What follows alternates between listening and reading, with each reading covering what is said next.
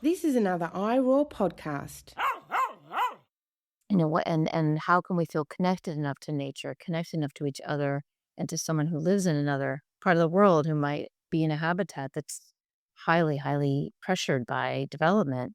How do we help? It's very, very complicated. But the first step is where we've been beginning. We have to understand the threats. We have to feel empathy, and we need to feel connected that we can actually reach out and do something about it. Um, and if we feel excluded because we're not in conservation, that's not we don't want, and we don't like how it's done. Those are all very important factors. But I think as humans, as animals, our fate as a species is also on the line.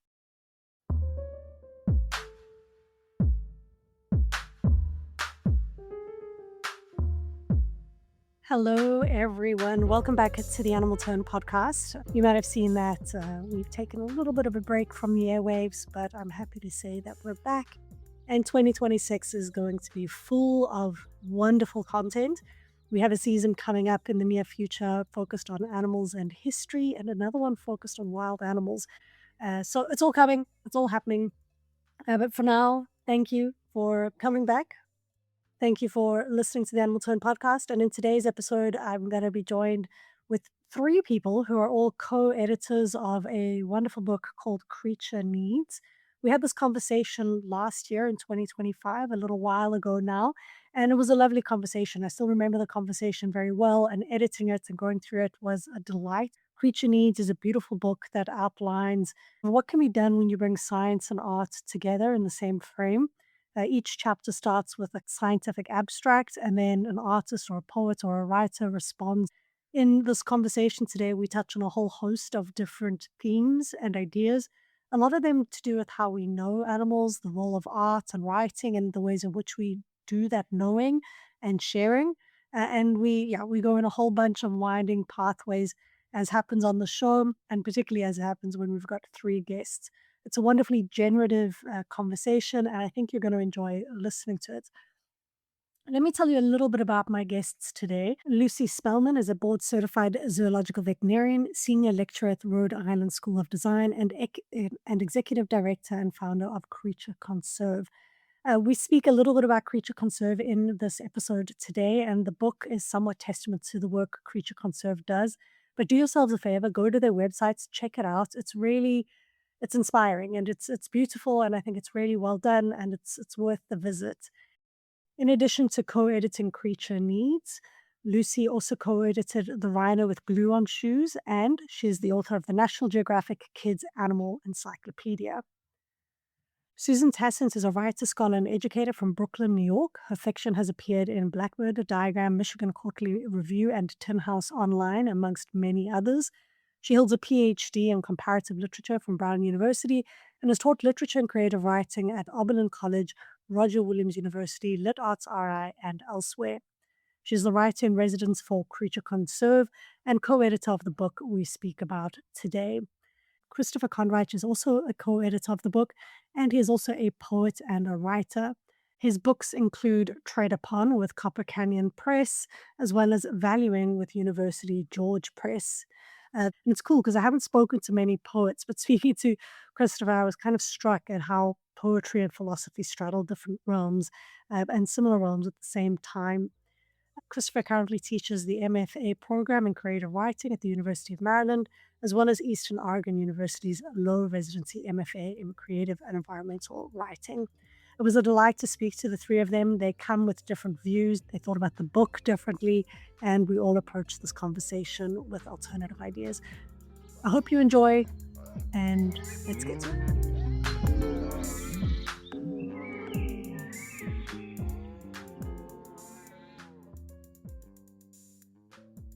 Welcome back to the Animal Tone podcast, everyone.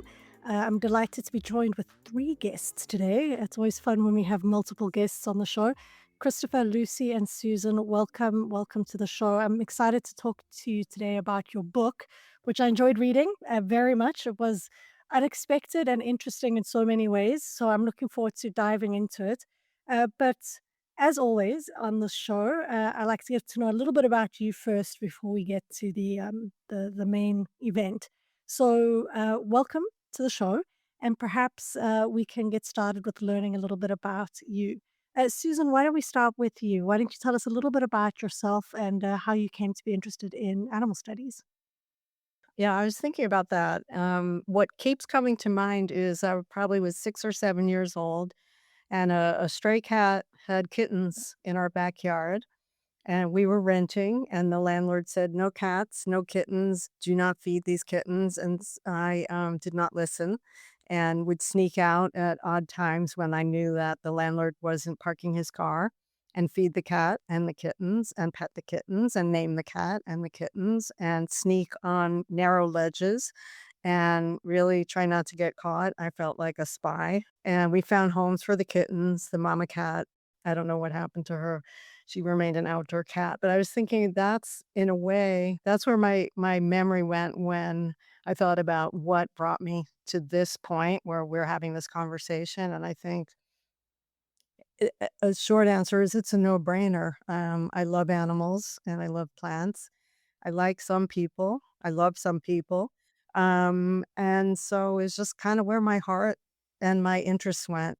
That's the kind of the long and the short of it. And if it was a friendship with Lucy and then studying with Chris that brought this trio that is now sitting here with you together. And again, it was where my heart and my mind went. It was comfortable and natural and just kind of perfect. That's such an uplifting like start to the show. I think it's quite interesting how often folks, when I ask them this question, harken back to childhood memories. A lot of people will say, as a child, I grew up with animals or I loved animals. So it's there's a strong connection, I think, between that. Although I suspect there's a lot of people who are not doing animal studies that also really loved animals as children. Why don't you tell us a little bit about your professional trajectory as well? Let's see. So, kept going to school until I ran out of grades and got a PhD in comparative literature and was writing and continued to write fiction and opened a school and ran a school for a while where we got to do all sorts of things with animals, which was kind of great, in addition to math and science and reading and writing. And so it's always been, I guess it's been books, animals, and teaching that have been my professional trajectory. And as I move along on that and the world moves along on its trajectory, I keep trying to find ways to use all three of those things, the reading and writing and the love of animals and the interest in how the science affects what I care about and what I live with, and to find as many people. There's nothing better than, well, feeding cats and feeding pigeons and feeding squirrels is pretty good, but talking to like-minded people or people who are interested in learning with me is an incredible experience that I just hope I can keep having more of, on a professional level, on a personal level, on a community level. Great. And you said you studied with Lucy. Lucy, why don't you tell us a bit about you and how you came to be here? Nice to meet you, Claudia. I'm a scientist, so I'm a scientist in this room of creatives. And honestly, science is a creative discipline. We're really doing the same thing in our fields, and maybe we'll end up talking about that. But anyway, I'm trained as a biologist and then as a zoo wildlife veterinarian. And I got to a point in my career. I mean, I've worked with all kinds of amazing creatures and people and places, but I felt as though there just still weren't enough of us involved. And yet there are so many people involved, but maybe not with jobs called, wildlife conservation. And so I was really wanting to explore how can I share what I know and what I've done and where I have skill and talent with others and find others who can complement that understanding, of how humans are impacting nature and that we're all animals too and how we all need the same thing. So I got to a point where I really wanted to, work more broadly. And so that let this sort of went from being a clinical vet to a zoo director to a mountain gorilla vet to deciding to teach science to non-majors. here in the U.S. and at Brown University for the first year, and then I was invited to teach at the Rhode Island School of Design. And after teaching a semester of science biology to art, design, and architecture students, I realized that there was a whole world that I had not explored that maybe I had touched upon in my work, maybe doing exhibit design, or I had also previously co-edited a book of stories. So, art and science coming together seemed to me to be this whole area that wasn't necessarily new, but also wasn't called out as, "Hey, let's do more of this." So this is 2000. 11 or 12, quite a while ago. And so my students and all the animals that I've taken care of over the years, have basically taught me that, um, you know, the broader perspective, it allows more people to come in and to more voices to come in. And I think that is what it's going to take to change the way we treat each other as well as the creatures on the planet. And I've known Susan for many years, and I started Creature Conserve, which is a nonprofit. We bring artists, scientists, writers, creatives of all kinds together. Um, and we're really growing a community where we have programming that allows folks to, yeah, learn about threats to wildlife, share empathy, find solutions. Um, and it's largely grown out of the fact that most scientists, and I would be an example, have sort of a place of work, a place where they go, or they have subjects they're studying, or a particular problem they're trying to solve, and they have a job for that. And yet, how do we bring creatives in? How do we create opportunities for artists, writers to be there with us? And so I started a nonprofit and raising funds to facilitate that kind of collaboration. And I started with visual artists because, as I just mentioned, I started teaching at a visual art school. And a few years in, Susan was like, "Well, what about writers?" So, uh, we did our first workshop together. That's how I met Christopher, and it's Christopher and Susan who had the idea for the book, and I'll let them say more about that. But I feel, very fortunate. I'm always learning from not just the artists who I work with, but from everybody out there who cares about animals and is actually working to help them. It's just not necessarily something that everyone knows about. And I think that's the idea of the book and of the work at Creature Conserve is to, create a community Mm-hmm. of all of us and help us connect. We're like-minded. We care. We have different backgrounds, different disciplines, but when you combine them all, that this is how we Yeah. reach each other. Yeah, and I So, think those yeah. types of collaborative efforts are not only interesting, but I think something you pointed to there, it's institutionally significant too, because any of us that have been in academic circles know that there is a certain flow that money goes towards, and science is respected and valued in a way that the arts are not as respected and valued in higher education institutions. I mean, design is an interesting, it sits in an interesting place. I think where it perhaps is valued a bit more, but these it's also about creating infrastructure and creating space, and I think organizations like yours do that not only conceptually but materially as well, and that's really, really important. The number of people who I meet who are, yeah, they just don't have access to the funds or the time to get their ideas off the ground, and they're good ideas. They're good ideas that would communicate science in a much more interesting, accessible way. And instead of asking scientists to become everything, right? Like this is another failure of academic institutions at the moment, where you're a researcher, you need to be a researcher, communicator, uh, social media experts. You have to wear all of these hats, and you end up burnt out. And I think the answer is right in front of us, like you suggest. It's more collaboration, it's more cross pollination, and I think you achieve that quite well in the book. And yeah, when you speak about different mediums that open up your mind, I mean, writing I think is beautiful. But I did a season on sound that I'd never thought about, and then you start to think in these different mediums, and it really like bends your brain a little bit. Now, Christopher, you're a poet, right?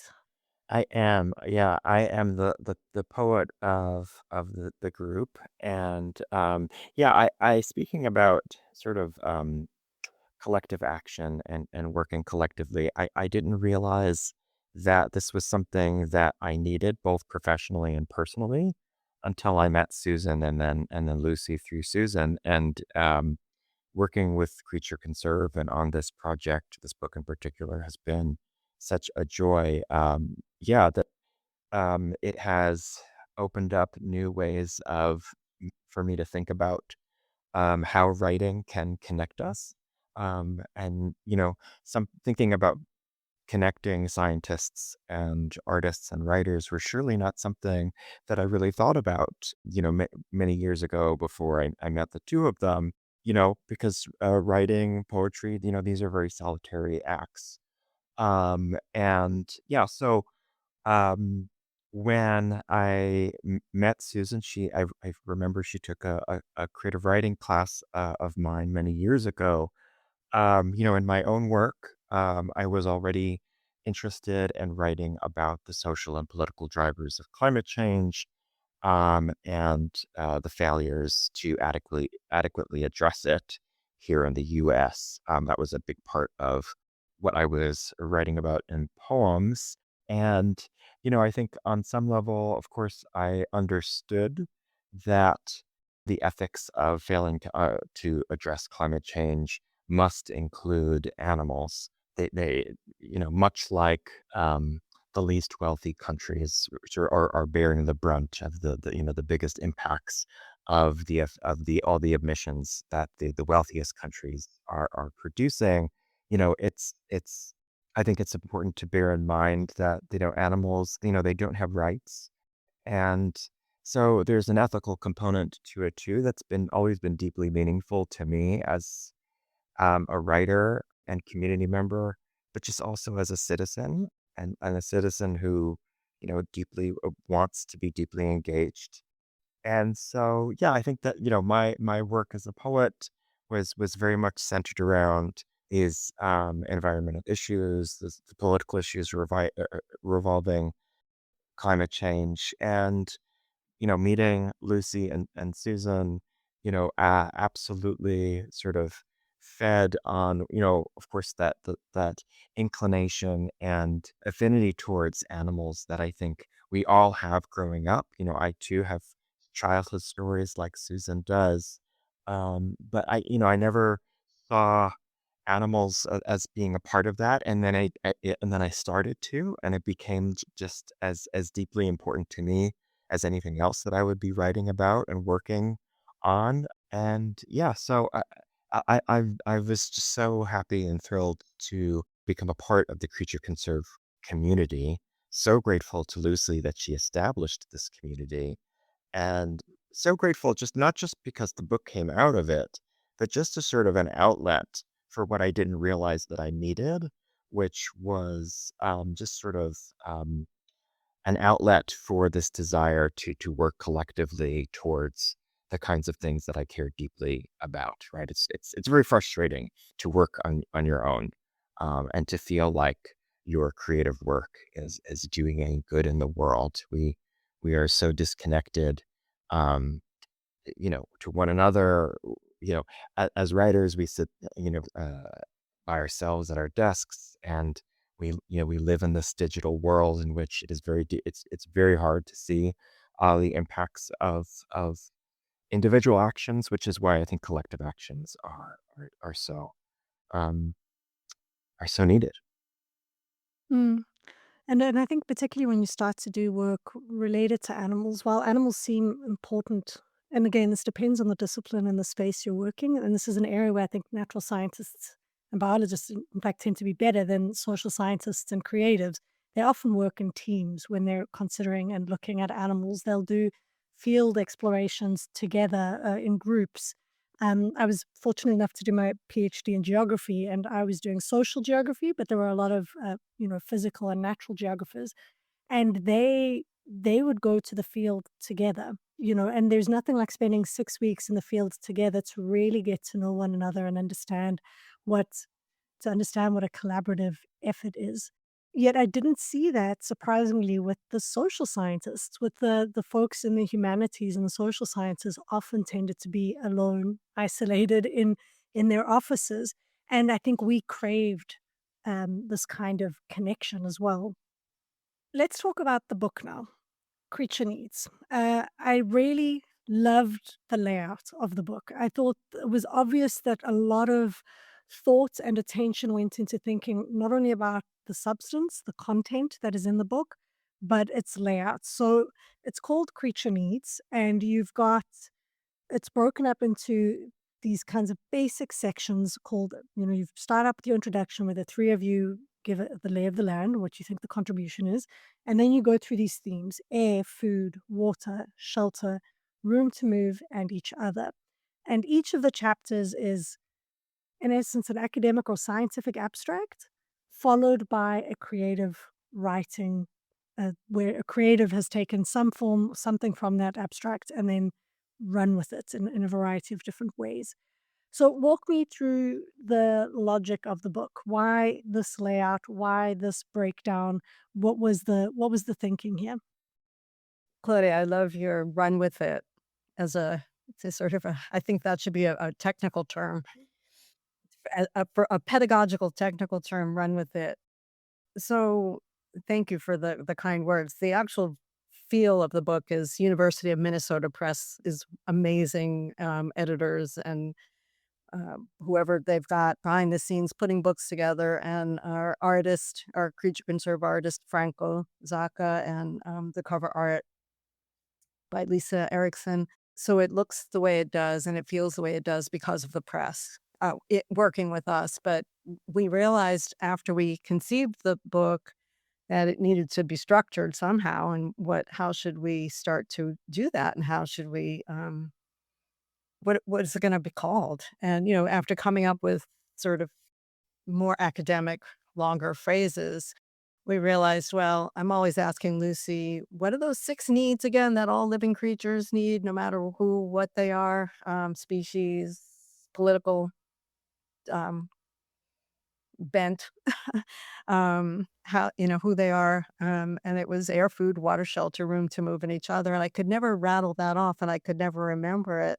And I kept asking Lucy, and I do have the original pink sticky note with the 6 things on it, because eventually it was ridiculous to keep texting her in the middle of the day. And could you please remind me? And she would rattle them off, and I couldn't kind of keep up with that.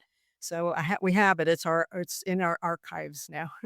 um, the little sticky note and then I said to Chris, what about those 6 needs? And Chris did the thing that he does so well, which is he chewed on it in his amazing brain for a moment, and then it's like, yes, let's do that. And it was perfect. It was straightforward. It was real. And it was an easy ask when we were writing to writers and poets to pick a top. You want air? Do you want shelter? Do you want room to move? And, people, it resonated immediately with people and then they would so that's how its skeletal existence came to be. And Lucy, what are these? Are these like official needs, or are these like, where do these 6 things come from? Yes, that's a great question because it's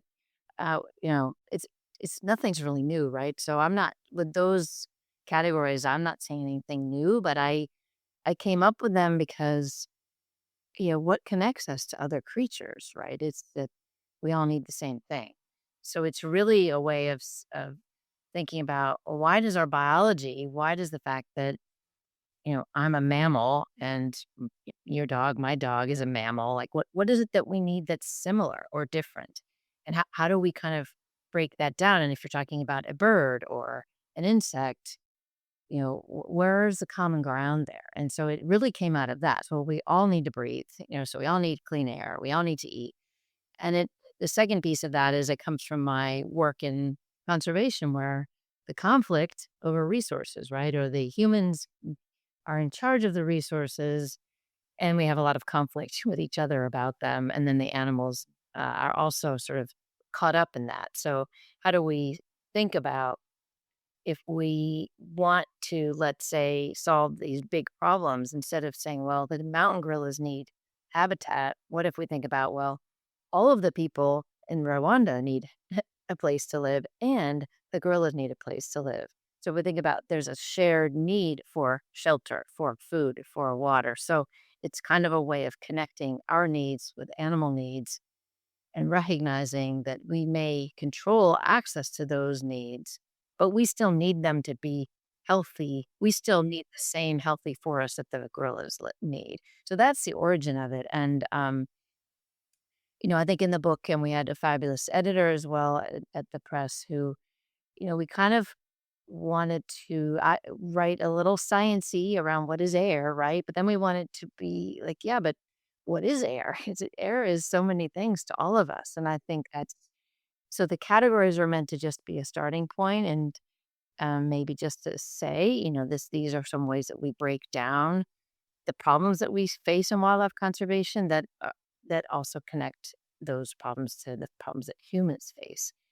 So that was really the idea, and I think with Susan, I use those categories in my teaching, and I use them in our first workshop that we taught at Creature Conserve, and I think Susan, really saw a nugget there, and then as did Chris. I mean, Chris should take it from here because Chris is the one who really under figured out how to organize the book this way. Yeah, I just want to highlight something that Lucy was talking about before I say a little bit more about the structure, and that is that I really, the structure of the book is intended to provide these windows into how we talk about a multifaceted and seemingly daunting task of conservation work. That it's not about we need to save a species that's endangered and take it one endangered species at a time, right? It's more like if we think about it and we take a step back and think about it in these categories, that the conservation work the solutions to these problems might actually be more effective, right? If we think about them in these categories that all species need. So I really love that you mentioned that, Lucy. But I also want to highlight that, these six needs, air, food, water, shelter, each other, room to move, right? They're seemingly simple, right? They provide these pathways into the book for readers, right? They remind us that we're animals, that we all need that every species need the same thing, so on and so forth.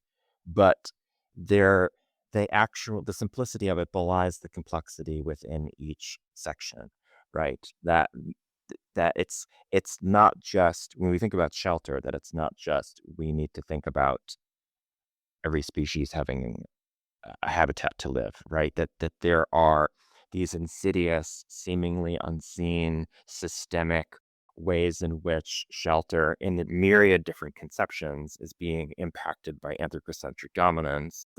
Within each section, right? Because each of these scientific articles is sort of engaging with the concept of shelter or the concept of each other in a variety of different ways. It's revealing um, the various ways um, species are being impacted within that category. That's shelter and just having, the availability of food, right? It's much more complex than that.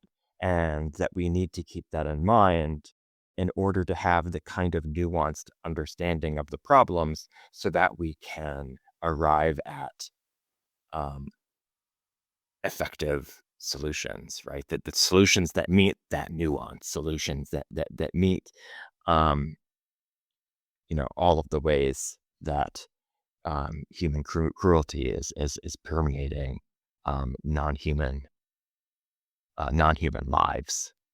Yeah, I hear you. I mean, because it would be easy to kind of say, well, food. How do you eat this, right? Like to just get sustenance, to think about food as calories, kind of. But for any of us, food is so much more than just calories, right? It's culture, it's living, it's breathing, it's connection. And same thing with where you choose to live. Or, you mentioned air. People would be like, how could you be complex with air? Air is massively political and economic. It's not just the act of it moving through your body, right? So I think, I mean, I definitely hear you in terms of the complexity. It would be easy to just kind of think about it in a kind of sterilized way of saying food, sustenance, air, breathing.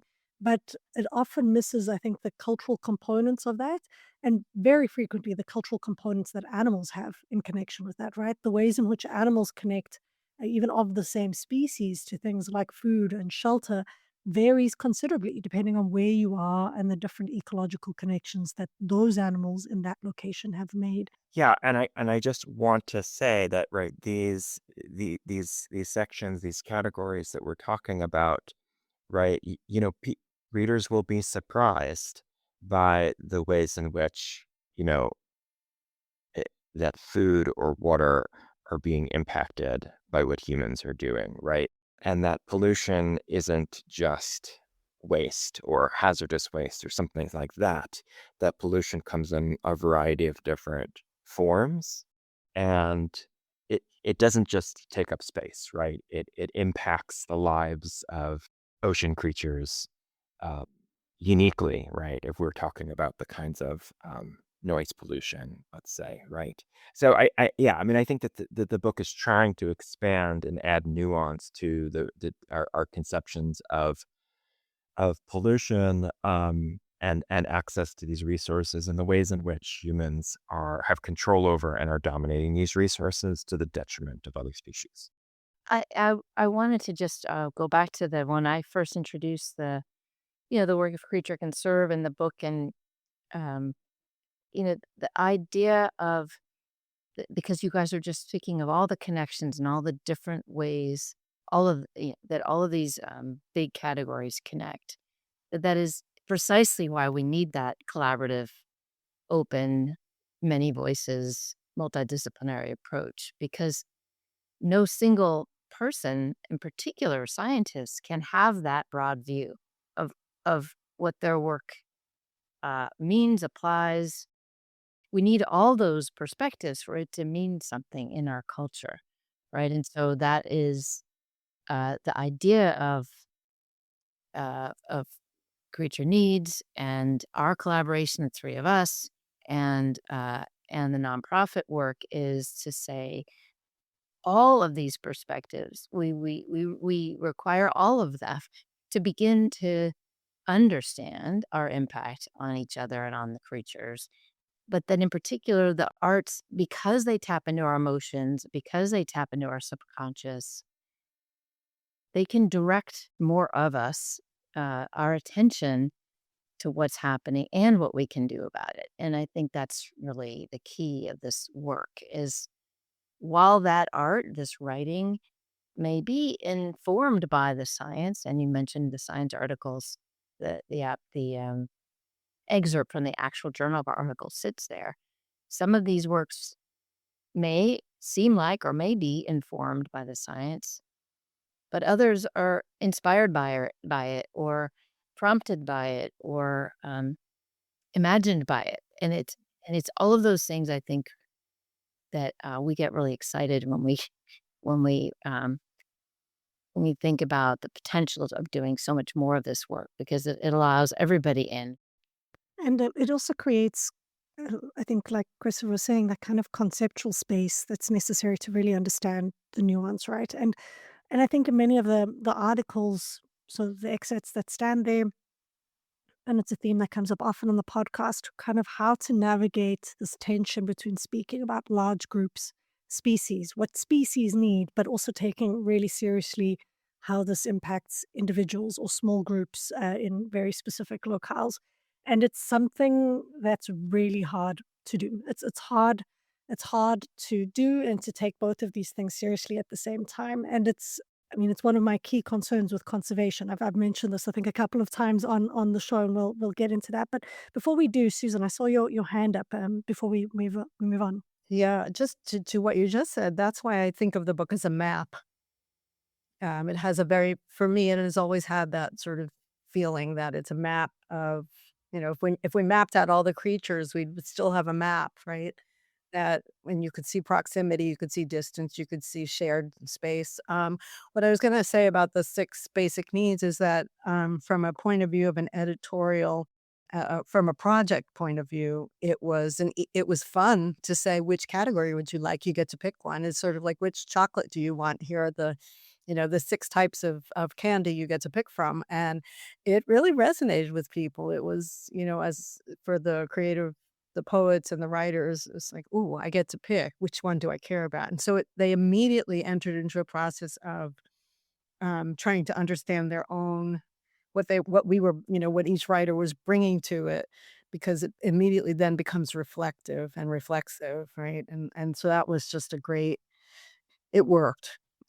I have to say, I love when you say a map. It makes me, I'm sure you've seen it, Annette Singh's website, where she tries to like disrupt. So she also brings together kind of the natural sciences and art in really interesting ways. And she's got an awesome website where it all just moves around. It's a bit chaotic. It's not as, I think, neatly structured as your themes here are. And at the same time, these needs make me think of Maslow's hierarchy of needs. I think about them, uh, and then that uh, is a very kind of simple story. There is also something to be said about a simple story. He kind of put forward a simple narrative, and I think a lot of people pick up on it and have used it time and again. So I think the last kind of question I want to think about or dwell on with these categories is, are they all fundamental? When you thought about them, are they kind of equally weighted? Or did you, either before starting the book or in the process of writing the book, kind of get a sense that there is a hierarchy here of needs? Are all these needs equal? Or are some of them more fundamental than others? I'll start and then see how Christopher and Susan want to add. I'd say no, because my lens is about the animals, and I don't think they have a choice in putting one above the other, right? And secondly, they're all connected.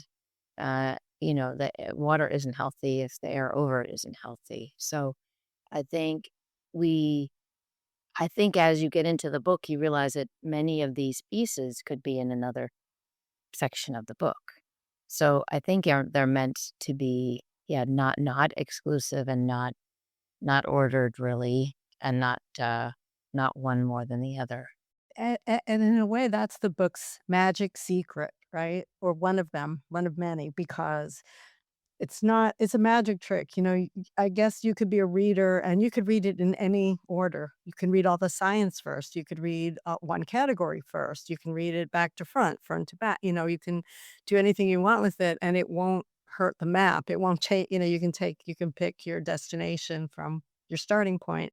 But I think the secret that you will discover at some point in the interaction with the book, is that it's the same. It's all of it. It's not, you can't put borders and categories because they're all connected and they're all interconnected. And you just start to realize how complex a system we are as a human animal, how complex a system it is as a grasshopper that I saved this morning in my hair salon, where there was all of a sudden, all these extremely competent, extremely experienced women were very upset that there was a grasshopper walking around on the floor, and it was about 2 or 3 inches.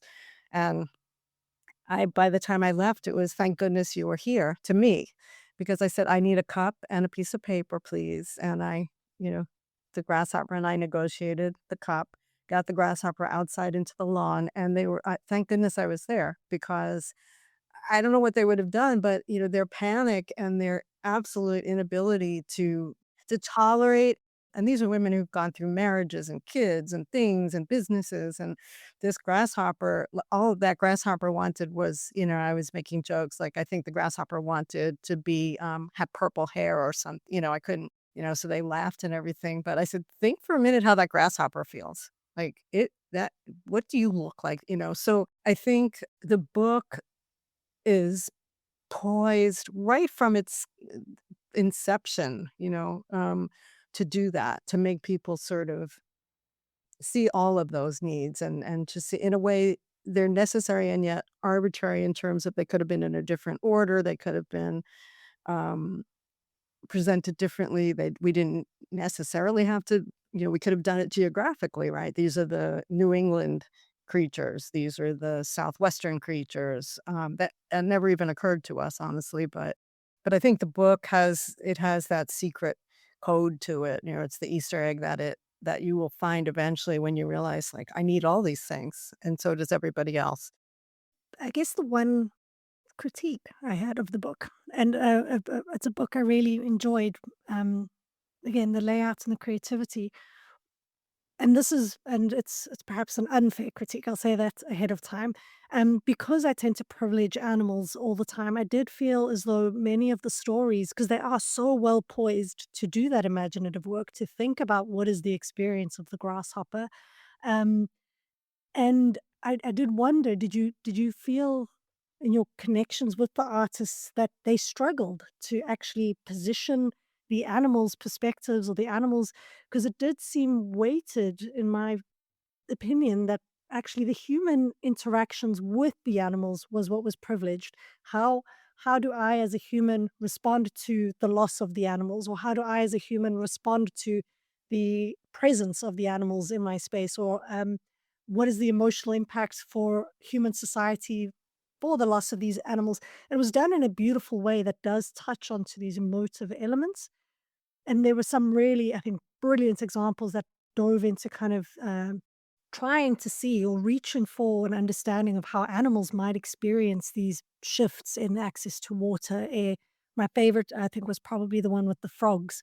I think Exodus, where I think that really touched on the complexity of what it means to share a risky environment, and what would it mean to actually give up your space for the needs of the frogs. And gave me goosebumps. See, that's what writing can do. But yeah, I think that was my one critique, is sometimes I felt that even though this was focused on creatures' needs, that animals sometimes did become invisible in the stories. Yeah, I had the same goosebumps, by the way. So they made it all the across to this room. The exact same. That's Ben Goldfarb's piece, and it's yes, and he goes through time. All I want to say is that besides the goosebumps, is that that's a very interesting observation. I want to hear what Chris was thinking about that, because I saw you nodding, Chris.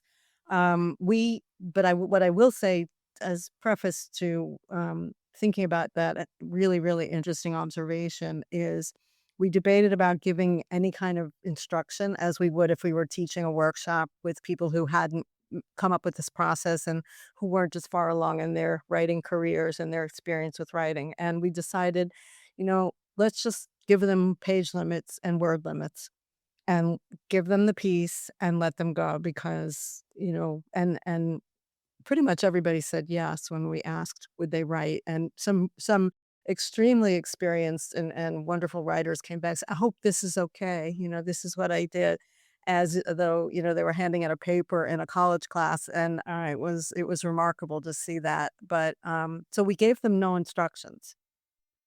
Mm. And I think that open-endedness shows in the work, even in terms of the layout. Like, some people play with how their sentences are laid out, or the shortness or the length of their sentences. Or some are doing short poems where they take up a page. Others are doing long narrative essays that really build in and develop a character, right?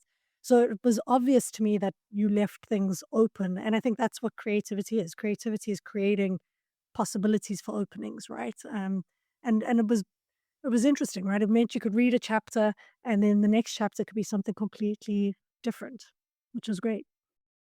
I think that I just want to highlight the fact that I think that there are many different ways that a poem or story can highlight or center animal perspectives and decenter the human perspective from pieces that are in this book.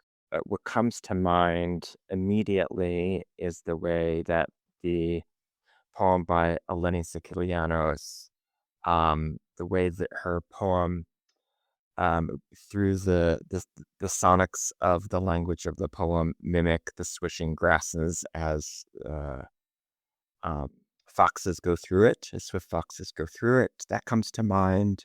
I'm thinking about the way the Sean Hill poem, American Pica, is formatted so that it evokes the burrow or den of a pica. So I think that there are ways in which the these pieces are trying to do something that I think is deeply impossible, and that is to see through the eyes of another species or see through the eyes of an animal that is looking back at us, right? We will never know what it is like to look back through other eyes. But it is the work of it is the work of a creative of a poem or a story to attempt that impossibility, try to bridge that, and to communicate or evoke that attempt to bridge to the various meaning making ways that a poem or a story communicates to readers, through form, through sound, through image, through metaphor.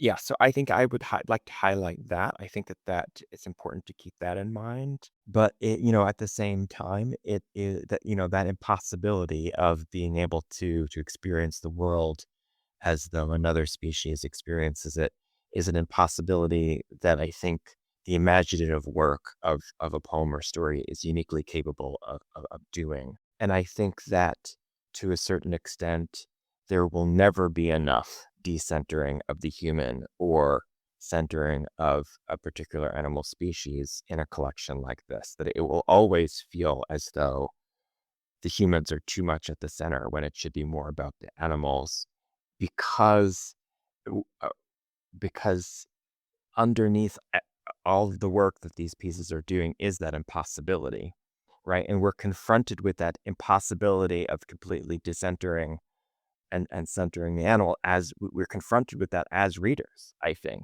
I wonder if you're not overstating it, this kind of impossibility. Like I think we could say it's impossible to, I mean, it's impossible to fully know another being's reality. Sometimes it's impossible to know my own views, right? Like who was I yesterday or 10 years ago? Like that seems perhaps like an impossibility. But I think there are perhaps ways to be more or less informed or have closer approximations to, right? Because it would be to me, it would almost be the equivalent of a man saying, "Well, it's impossible to know a woman," right? Whatever those categories mean. And it makes me think of like Nagel's what it's like to be a bat, right? Where he ends up saying, "Well, it's impossible," so he just throws everything out. If it's impossible, why even try? And I know that that's not what you're saying, because I think that in this act of writing, which is what you're kind of getting at, correct me if I'm wrong, that there is something powerful in the act of trying to understand, and that and I just wouldn't go as far as saying that it's impossible. I think that that is the work of understanding, and I think that if we're honest with ourselves and how we know ourselves and others, it's always an approximation. I wouldn't go so far as calling it an impossibility, but maybe I'm just being pedantic. Well, and I think that the science is helping us to get a little bit closer, to see the ways in which the lived experiences of other species are changing or yeah, I mean, I guess what I'm saying is, the the science as we know it, right, as is presented in this book, is one additional way of knowing or means of understanding and helping us to make that imaginative leap. Yeah.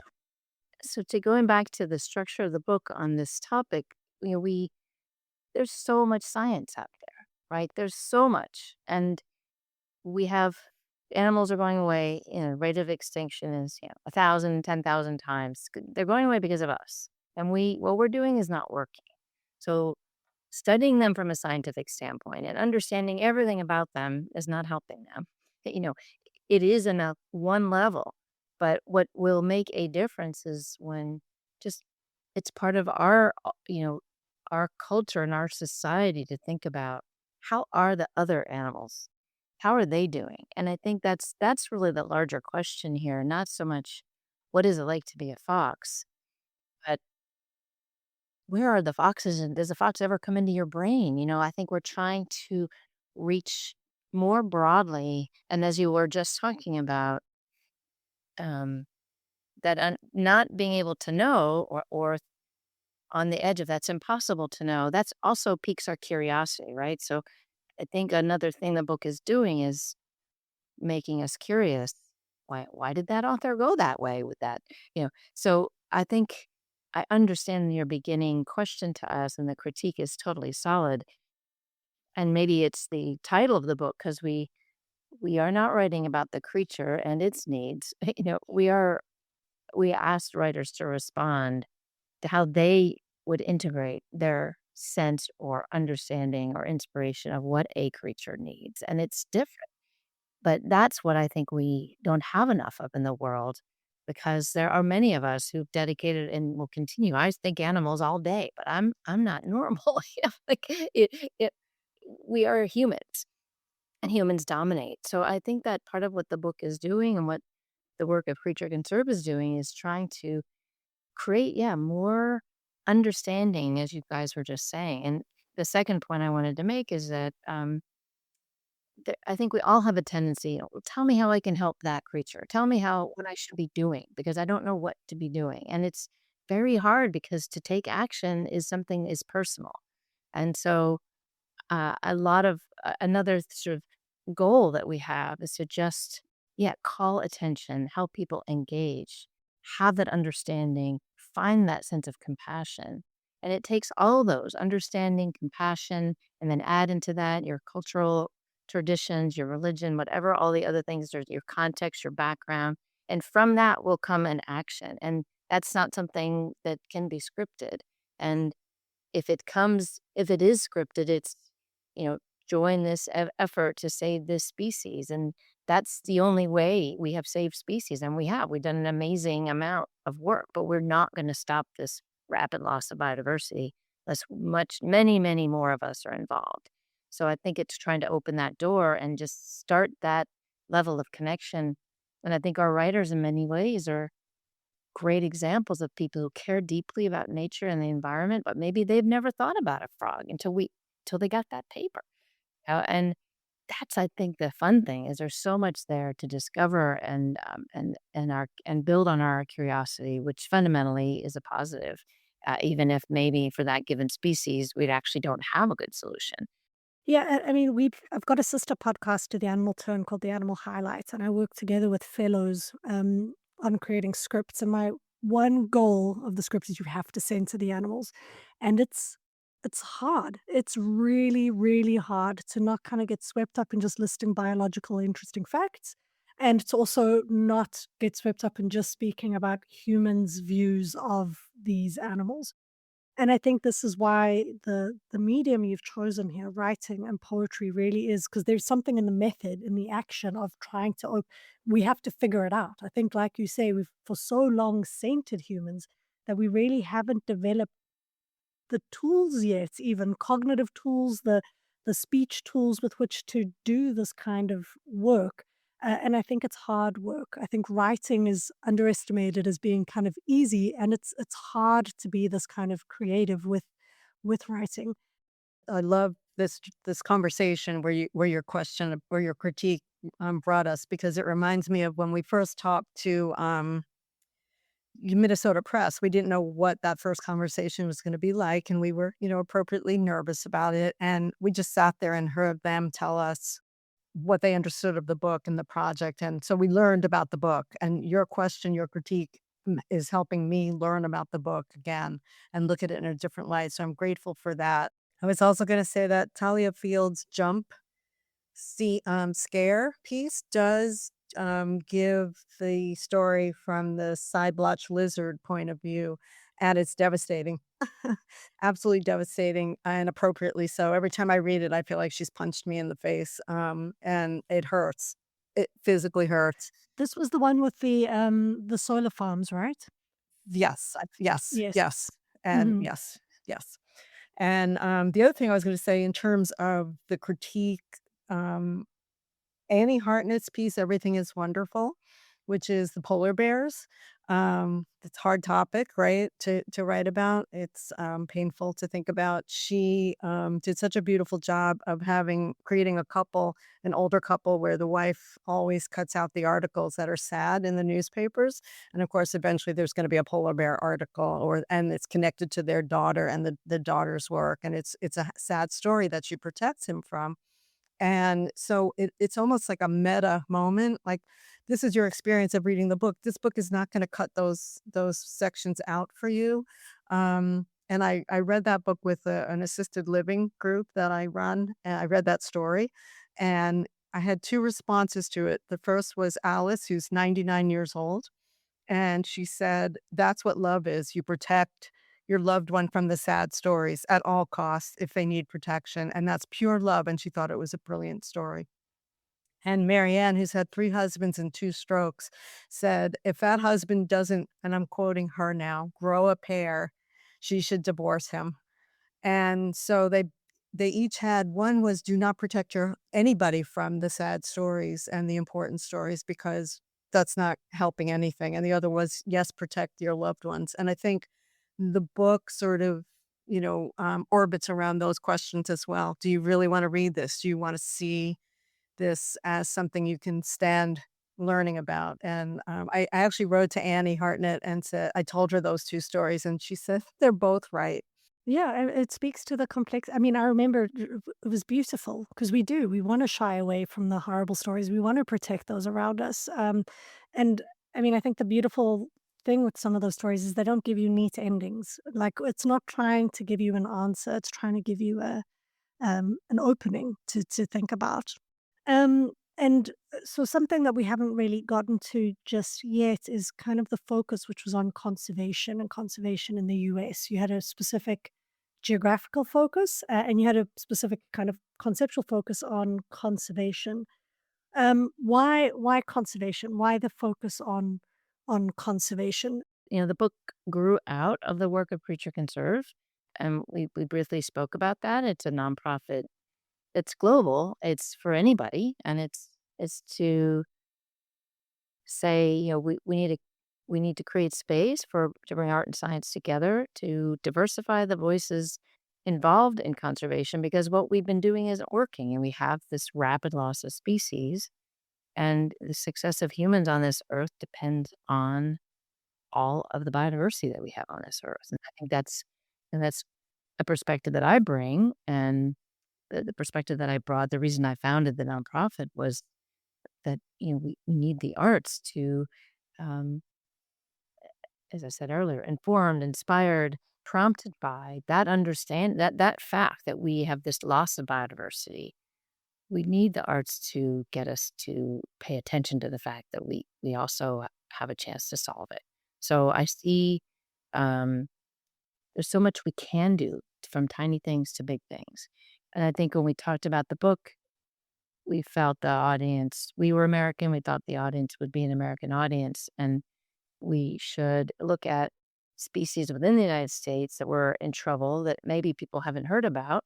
Um, we have a lot of amazing creatures, some of which are really, really endangered. And I tried to pick articles for the book that were largely um, highlighting endangered species where there's actually a lot of active science.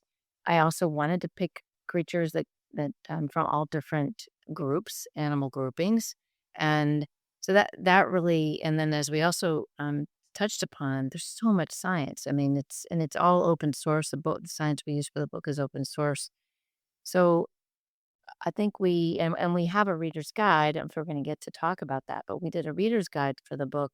And one of the elements is how do you even get through a science article? How do you even navigate if you're not a scientist? How do you get into this information? And I think people hear the word conservation and they think science, but the conservation itself is a problem-solving thing. We're solving a problem, and it's only part science. The science tends to be the piece that says, here's how many lizards there are. Here's what the habitat is like. Here's the state of this, and here's maybe a pathway, what we could monitor going forward.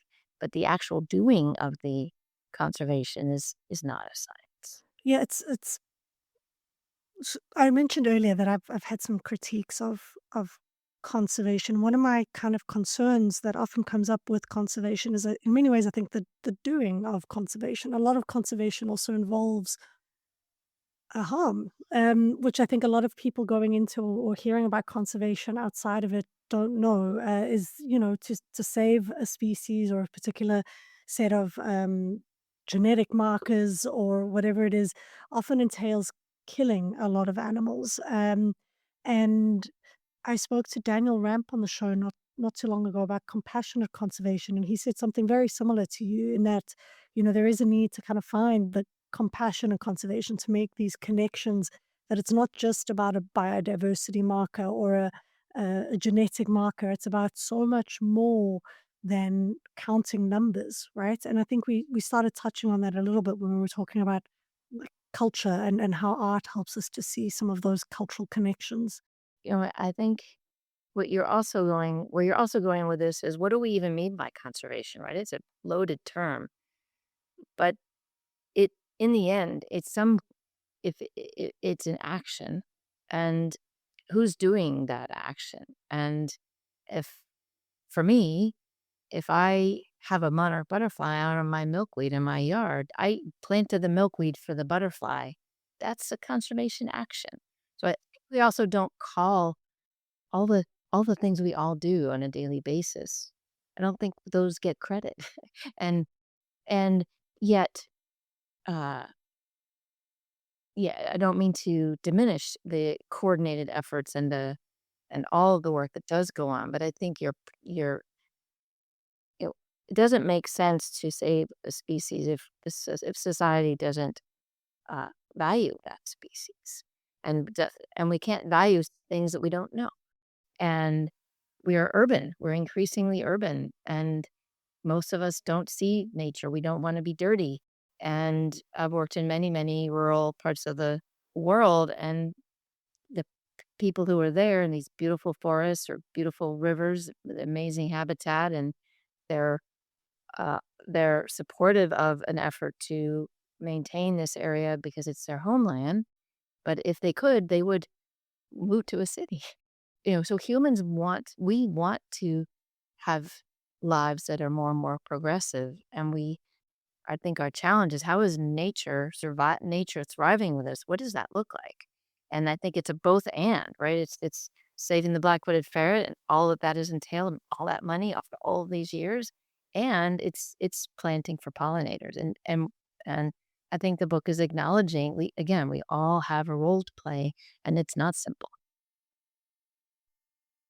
No, and it's deeply political and geographical, and yeah, it's easy to be critical. It's easy to sit and point fingers and say, from my armchair, to say, like, people that have dedicated their lives to conserving a species being like, oh, but it involves some killing. Like, I mean, I think it's an important critique, but it's perhaps also a critique that's leveled too easily. I mean, I guess my main critique is just how often killing ends up serving a role in conservation efforts. But to your point, there's a lot more to conservation than these large scale programs and projects that we tend to hear about. And maybe there's purchase in reframing and starting to think about conservation in these more complex ways. A lot of the money that humans put into nature protection, species protection, is from hunting and fishing tax, right? So when we have we that's the food piece, right? So we uh, we have to make taking care of nature work financially, and that could be uh, feeding ourselves, feeding others. So it's complicated, and I think I think that integrating what needs to be done in a given place for a given problem that helps a given community, I think this is where we, in the conservation world, working from the bottom up, understanding everybody, all the stakeholders and what is needed, building a solution and implementing it. I think we all know that's the way we want to do it, but sometimes it comes down from, you know, above, if you will, or here's the money we have money to purchase this land, or we want to help this animal. And until we are more of society is involved on a daily basis, those approaches will be necessary, right? So I think we have to find a way where more of us are involved and are willing to pay, because this is a fundamental question: who pays for conservation? Who's going to pay to take care of a rhino that you've never seen? And how can we feel connected enough to nature, connected enough to each other, and to someone who lives in another part of the world who might be in a habitat that's highly, highly pressured by development? How do we help? It's very, very complicated. But the first step is where we've been beginning. have to understand the threats, we have to feel empathy, and we need to feel connected that we can actually reach out and do something about it. Um, and if we feel excluded because we're not in conservation, that's not we don't want, and we don't like how it's done. Those are all very important factors. But I think as humans, as animals, our fate as a species is also on the line. We are not going, and we are suffering. We are harming more than just the non-human world. Yeah, as you were speaking, I kept thinking about those bridges that we put over highways and those tunnels that we put under highways and how many lives we save and how wonderful it is if you put a camera there and you find out who's crossing. It's so wonderful. And I was thinking if only we would just do that everywhere, I personally would be happier because the roadkill problem, it's obviously there are a lot of other problems. But what I was thinking about was I think that there's power in the poems, right? In the poetry, in the sounds of the language, in the imagery, in the shape of the words on the page, in the way the words sit next to each other, the white space. And I think there's even a different kind of power in story. And I think that we're narrative creatures. And as soon as we can put, like, if I can write a story about that rhino, I can make a lot of people actually care. And maybe some of them even cry. And that will change them.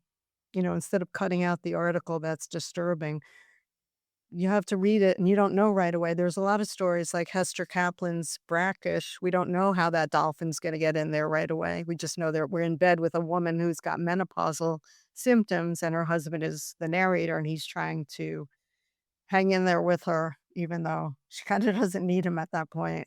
He's trying to be sympathetic and empathetic. And the dolphin doesn't come in to break your heart until later, and it's connected to his mother and her death and the dolphin's death. So if we can get at this, if we can tell the stories somehow and include the more than human characters who also participate in these stories as best we can, um, maybe acknowledging what we don't know and what we can't know, we can get right to the heart, right to move people. And that's when resources get allocated. That's when people make signs and they put them up. That's when people slow down. Actually, that that brings me to thinking of the quote that I was going to read. Yeah, because I just realized I'm circling it right now. So it's from the book and it's from my introduction, Six Basic Needs. My gut tells me to do more. I want to keep the bird feeders filled day and night and in all seasons, but I've learned that if I do so, I risk inviting avian illnesses in species that would never feed so incessantly or in such close proximity to one another. I want to put up blankets and raw meat for the coyote, but I've learned that if the coyote becomes too comfortable with me, other human coyote interactions may not go so well. I want to scoop up the mama bunny and her 6 lovely babies and bring them inside when it's stormy outside. I want to stand in the busy street that runs by my house and force every car to detour or, at the very least, slow the hell down. The anxiety I can produce in myself by worrying about every creature who happens to live in close proximity to me or passes by isn't healthy for me or for them. More importantly, it isn't helpful. I love that quote because it really, I mean, it pulls together the complexity of trying to make and do the right thing. And I think a lot of us feel that tension. You want to do the right thing. I don't know if any of you have seen The Good Place, but this speaks directly to The Good Place. You think you're buying an apple and you're contributing to slave labor some way.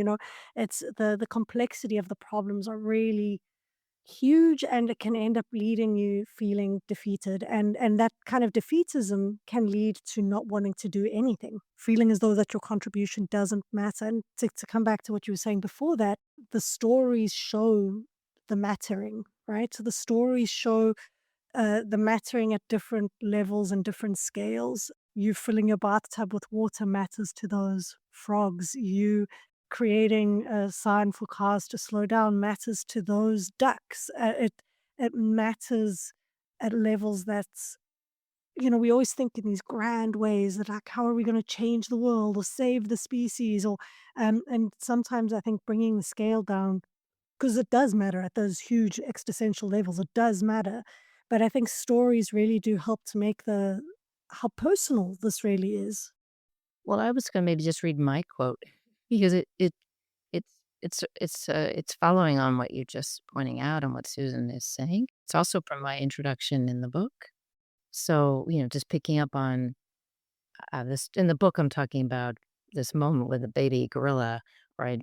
Working as a gorilla veterinarian and mountain gorilla veterinarian, and I have no sense of direction. So we're in the middle of the forest. This is in Rwanda, and I'm worried about a sick baby gorilla, and I don't realize that how close we are to the um, edge of the park. And I get a little bit freaked out that it's like there's this gorilla and the family of gorillas, and then there's people, and I can hear cars and a baby and drumming. And why am I there? Why am I given this responsibility? Why am I there? It doesn't make sense. It doesn't make sense for any one group of animals to depend on so few people. So my quote, as I write in the introduction, is, "I still feel this way." We all children grow up loving their stuffed animals and book or video characters. The emotion is still there. We just have to tap into it. The only way to change course is to rapidly increase the number of people engaged in wildlife conservation. This is our greatest challenge. Few of us consider ourselves conservationists, even though we are indeed taking informed action, whether recycling or planting for pollinators or saving energy at home. The information is out there. It's on the internet, in books, and in journal articles, but it is meaningless without connection, both to nature and to each other.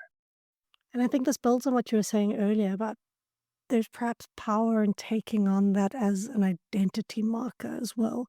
Like, uh, important things can happen when you take a stand or you position yourself, and it opens up. I mean, when I became a feminist or vegan or whatever, it wasn't just about the feminism or the veganism. It opened up different ways of thinking and of identifying with the world, right? Like, veganism was not only about not eating animals. I started to read food labels, and I started to read clothing labels, and I started to understand the geography of our consumption. And yeah, to your point, I wonder if adding that label, or understanding of yourself as a conservationist, how much it would ripple out, like what the effects would be of, I'm a conservationist. What does that mean in my city, in my neighborhood? How do I contribute? Yeah, and what you're talking about is storying a political decision that you're making, an ethical decision, right? Giving and adding it via the story that you tell yourself about yourself into your identity, right? And that the story that we establish for ourselves informs future decisions, right, that we make. And those future decisions that we make informs the larger stories that are happening, right, on these larger social scales. So, yeah, and I think and that actually is, a quote that I want to read from my introduction, I think, You provides. guys are doing my work for me. It's Yeah, great. I mean, I think that, like, we're constructing a little mini essay with these quotes here. So this is Amazing. from my introduction, What Humans Owe Animals. This is where the arts come in. What conservation science provides writers with gets at the heart of what a writer must do. Make the real feel real to readers. Make a number, statistic, assessment, theory feel embodied. Stories. Make information into knowledge, the kind that is, quote, proved upon the pulses, as Keats once wrote, and maybe even truth. If what scientists, through research and analysis, reveal to us are facts, and their interpretation of them, what can be measured, observed, verified, then perhaps one way of considering what writers do is distilling the facts of the world into truth, the kind of truth that stirs us, moves us, stays with us long after the poem, story, or essay is over. Truth is the realm where facts take on meaning beyond what exactly they state, and so it is the realm of literature.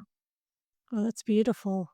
Yeah, and I really do think you have tied together an essay here. It's really, really beautiful. And yeah, do you want to extrapolate more on that? I mean, literature really this is the power of words and of literature. It's power to move, right?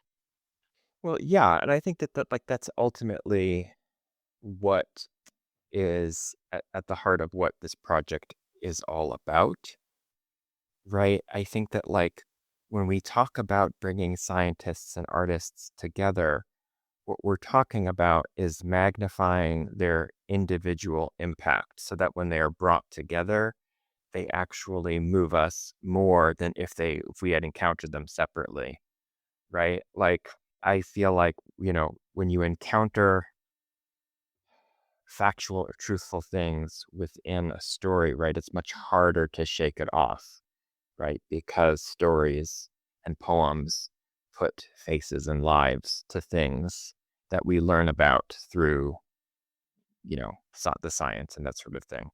And I think what I'm just trying to say is that, like, ultimately, I think what we all want is to move the needle, is to get people out of their chairs and into more involved means of traveling through the world, right? And, it maybe, and this is what we hope, is that it's more likely to happen is that it's more likely that that personal needle is moved, so to speak, if you are reading, okay, there's this excerpt from the science article, right? This has this is a factual basis, this is verified information, etc. And then you encounter that within a work of literature, right? Um, and, ultimately, we want people to actually do something. We aren't just saying that we want to move people and stir people, right? Like, and I think that, like, at the end of the day, it is up to us to actually go out there and make changes that we want to see in the world. But at the same time, right, like the impetus, the fire that it is needed, I think, and I hope it's there, is coming from, um, these two kinds of knowledge, right? The science and the literature, right? Like the coming together that, like, it's actually going to move people in a way that's meaningful and makes a discernible difference. Is the flow of these stories flowing back to the scientists? So you shared the excerpts from the science, and the creatives responded to it. Are you sending your book to the scientists so that they can be moved differently? And what do you think about the idea of a future volume two, where you start with the poem and you have the scientists respond? Um, because sometimes I think the onus is often flipped, where the positioning of the abstract and then the arts somehow creates this um, elevation of that the artist is having to respond to the science, that the science is the fact. But as your quote kind of said, the the the the arts in some ways makes the fact alive. It brings the fact to life. So them together is really powerful. But I think sometimes people will view perhaps that the science is just used as that jumping off point, and then the art can, to go back to the beginning, run with it. Again, not inherently anything wrong with that, but perhaps people still create this kind of dichotomy of, well, science is fact and big and important, and art is just fluffy and nice, and without really, I mean, what you're saying here, Christopher, is it's significant and it's important, and these stories, as we were saying, they're they matter not only for moving thought, which I think is fundamental, but creating action, right? I want to. I'm imagining a conversation with Lucy and Chris after saying, we just got our second book. Now we have to start over again. Oh my God!" And just feel that pressure just sort of knuckling into us. But it also reminding me that one of the things we insisted on when we asked people to write for it was it had to be a new piece. It couldn't be something they had already written, and most people didn't, question that. One or two thought maybe they could send us something they already had, and we were not interested in that. We were interested in this particular process. Um, I'm also imagining taking 39 books, which is the number of contributors, and putting them in the mail to each of, the lead scientists of those articles. That might actually be the next step, and I love my post office people, so that could happen. We haven't done it yet. I love the focus on method in this book. I really think like so often we don't talk about method, right? Like we talk about the findings and the outcomes but like the process matters. The process is important. And I think folks that, I've done work in animal histories, actually writing about urban animal histories, and I use creative writing in my own work. And really, it ended up becoming a critical method in my PhD because it was an important part of how I made the animals and their stories present, because it's very easy for them to just not be present, for them to be absent. And your focus on method is really great. So thank you, the three of you, for your contributions for this book. Um, I now believe that you've got several books in the making. Um, but all jokes aside, what are you currently working on? And if people want to learn more about your work, how can they get in touch with you? You can find me through Creature Conserve. That's one way. The website creatureconserve.org, or just my name, susantacent.com, I think works as well. And the thing I'm working on now is taking a landscaper who wants to bring Rhode Island, where I live, back to the original soil and the original plants, and to make it healthy again and get rid of all the lawns.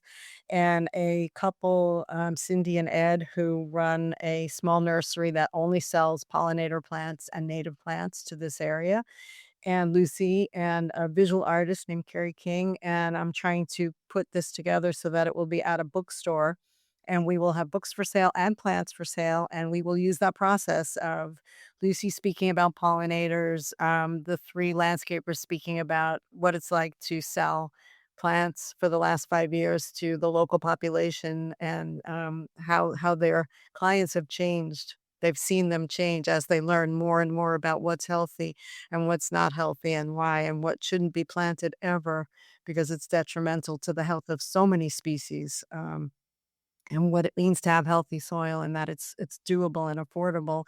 And then we're going to use the science of that to ask people to either sketch a plant or create a character who has a conversation with their own backyard, or that kind of, so, and then share that material. So that process that came out of the book process came out of the teaching process. And now the book is feeding that process, which is what you're hearing. And it's vital to this. And so that's what I'm working on right now. Amazing. Will you be upticking that at all to let, like, I guess, the urban governance structures know? Because Vienna does a really great job of integrating pollinator plants. They've stopped, like, and I think that kind of work can, as you're talking about change, actually facilitate urban policy, right? Right. Yes. Yes. And yes, the book is going to one of our senators who's very involved with that. And Amazing. yeah, yeah. Wow. What a great project. Christopher, how about you? Well, folks, in addition to the Creature Conserve site, folks can find me at christopherkondrich.com. And I am right now putting the finishing touches on my third book of poems, which is a book-length sequence.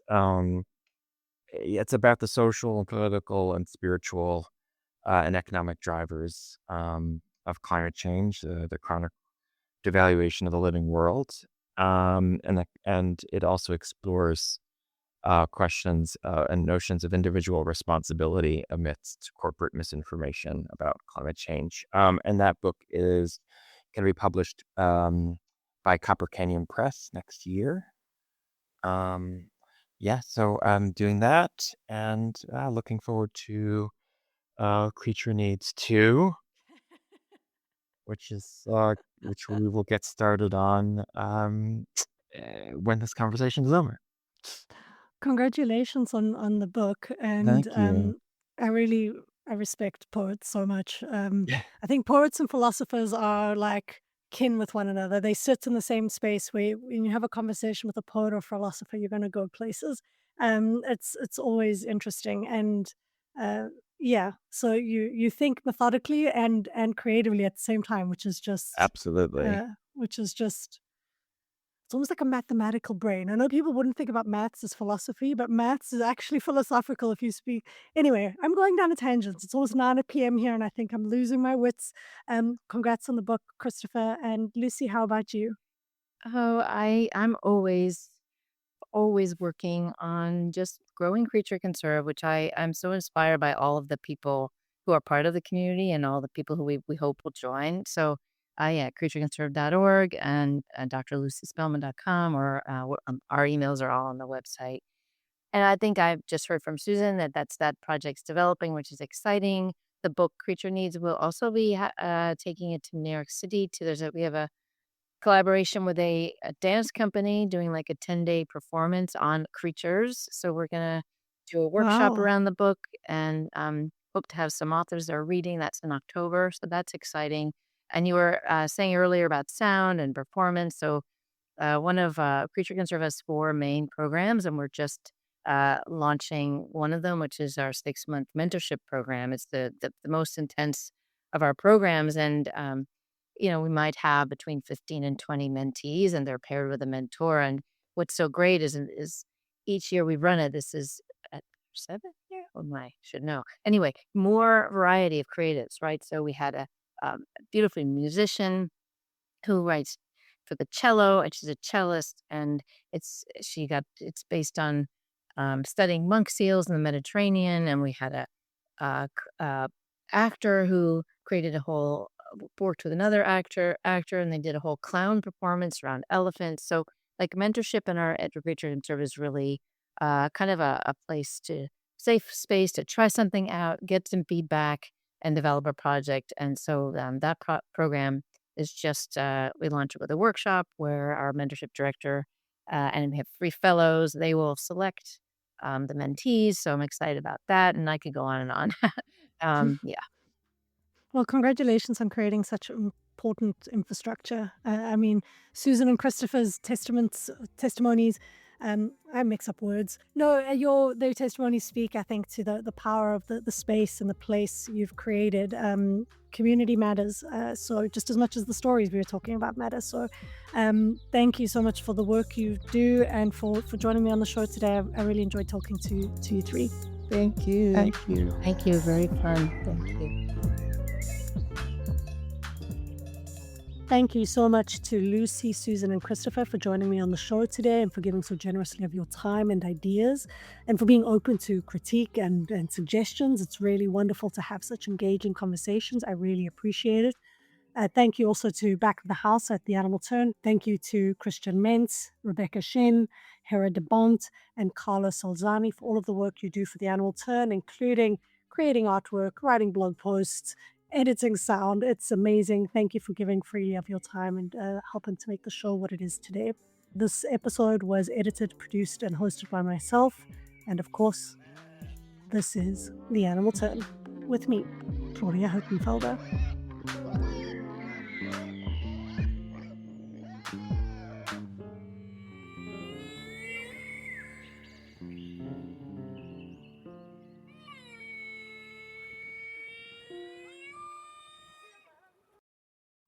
For more great iRaw podcasts, visit irawpod.com. That's IROARPOD.com.